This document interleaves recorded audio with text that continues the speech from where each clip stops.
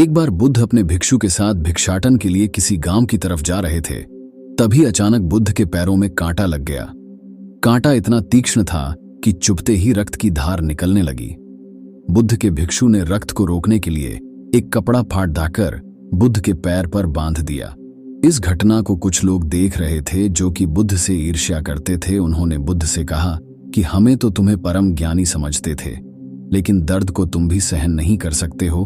तुम पाखंडी हो और ये हमने सिद्ध कर दिया है। ये कांटे हमने ही बिछाए हैं। इस गांव में तुम्हारा स्वागत नहीं, तिरस्कार होगा। इस गांव में तुमको कोई भिक्षा नहीं मिलेगी। बुद्ध ने उन लोगों से अनुरोध किया कि कृपया करके मुझे इस गांव से भिक्षा लेने दो। बुद्ध के ईर्ष्यालुओं ने बुद्ध का उपहास बनाते हुए कहा कि अगर तुम्हें भिक्षाटन के लिए इस गांव में आना है तो तुम्हें अपने रक्त की बलिदानी देनी होगी। तुमको इस कांटों के रास्ते से गुजरना होगा। भगवान बुद्ध ने उनकी चुनौती को स्वीकार कर लिया और कांटों के रास्ते पर चलने के लिए अपने कदम बढ़ाने लगे। बुद्ध मुस्कुराते हुए कांटों पर चलने लगे। बुद्ध के साहस को देखकर गांव वाले चकित रह गए। कुछ लोगों की आंखें फटी की फटी रह गई। गांव वाले सोचने लगे कि बुद्ध भिक्षा के लिए दूसरे गांव भी जा सकते थे, तो फिर कांटों पर चलकर क्या साबित करना चाहते हैं। गांव वाले बुद्ध के संदेश को इतनी जल्दी नहीं समझ पाए। यहां पर बात भिक्षा की नहीं बल्कि जीवन को बदलने की थी। गांव वालों की भीड़ में एक सुमित नाम का युवक था जो बुद्ध पर हो रहे अत्याचार को देखकर द्रवित हो गया। सुमित दौड़ कर गया और बुद्ध के पैरों के सामने से कांटे को हटाने लगा।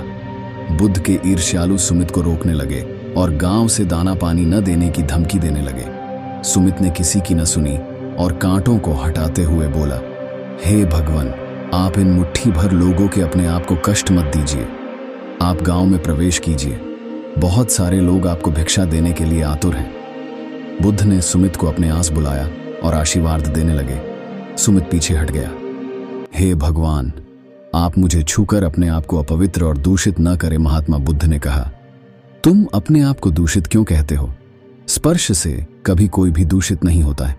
मनुष्य तो लोभ, लालच, घृणा, ईर्ष्या से दूषित होता है। तुम्हारे अंदर तो प्रेम भरा है। तुम दूसरों का सुख चाहते हो। तुम तो पवित्र हो। बुद्ध के बोल सुनकर कुछ लोग बोले, तुम तो अपने आप को बड्ढे ज्ञानी कहते हो। तुमको जाति का कोई ज्ञान ही नहीं है। तुम पाखंडी हो। बुद्ध बड्ढे ही शांत स्वभाव से कहते हैं, मानव से मानव की मानवता छिन्ना पाखंडी की निशानी है।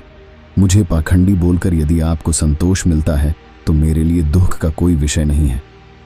कुछ लोग बुद्ध पर बरस पड़े, परंतु ये तो धर्मशास्त्र है, फिर ये पाखंड कैसे हुआ?